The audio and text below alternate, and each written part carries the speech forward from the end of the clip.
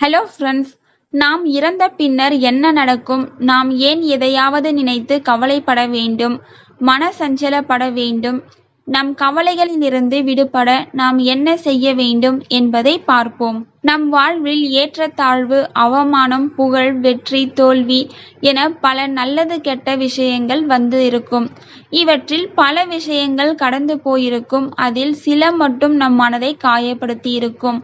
அதிலும் சில நம் வாழ்வில் தொடர்ச்சியாக சஞ்சலப்படுத்திக் கொண்டே இருக்கும். மனதை சஞ்சலப்படுத்தக்கூடிய விஷயங்களிலிருந்து விடுபடவும், வாழ்வில் நம்பிக்கையுடன் முன்னேற அல்லது நம் மனதை பலப்படுத்த இந்த வீடியோல குறிப்பிடப்பட்டுள்ள விஷயங்களை நாம் நினைத்துக் கொள்வது நல்லது. நம் வறுமை குறித்தும் நம் மரணத்தை குறித்தும் மரண நேரத்தில் சஞ்சலப்பட தேவையில்லை. ஏனெனில் இந்த உலகம் யார் இறந்து போனாலும் அந்த உடம்பிற்கு எந்த முக்கியத்துவமும் கொடுக்கப் போவதில்லை. உற்றார் உறவினர் உனக்கு செய்ய வேண்டிய கடமைகளை செய்வார்.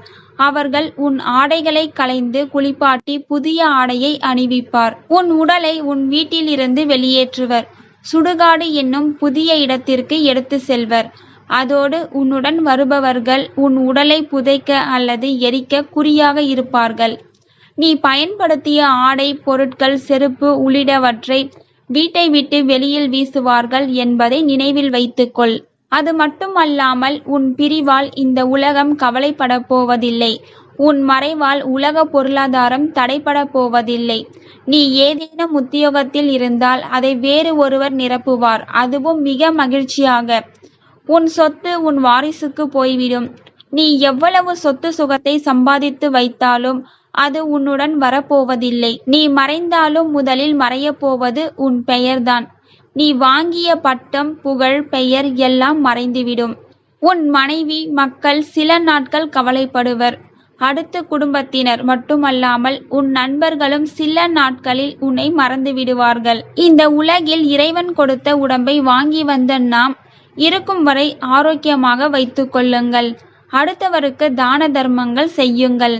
தினமும் கடவுளை தியானிப்பதும், கோவிலுக்கு செல்லுதல், வேத பாராயணம் செய்தல், தியானம் செய்வதென இருக்க வேண்டும். ஆத்மா வேறு, உடல் வேறு என்பதை புரிந்து கொள்ள வேண்டும்.